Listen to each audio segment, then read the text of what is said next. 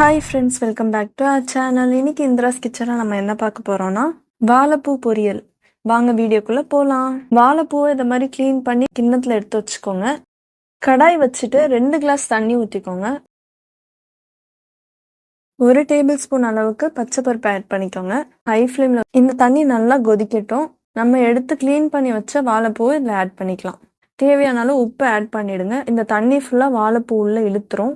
இந்த வீடியோ உங்களுக்கு பிடிச்சிருந்தா மறக்காம லைக், ஷேர் அண்ட் சப்ஸ்கிரைப் பண்ணுங்க. மிக்ஸி ஜார்ல 5-6 தேங்காய் பத்தை ஆட் பண்ணிக்கோங்க. இந்த தேங்காவை பூத்திருவி வச்சுக்கோங்க. வெங்காயம், பச்சை மிளகாய், கருவேப்பிலை. இப்போ நமக்கு தாளிக்கிறதுக்கு தேவையானது கடாய் வச்சுக்கோங்க. 2 டேபிள் ஸ்பூன் எண்ணெய் ஆட் பண்ணிக்கோங்க. எண்ணெய் கொஞ்ச நேரம் ஹீட் ஆகட்டும். 1 டீஸ்பூன் அளவுக்கு கடுகு ஆட் பண்ணிக்கோங்க. அரை வெங்காயம் கட் பண்ணி வச்சிருந்தோம், அதை இதில் ஆட் பண்ணிக்கோங்க.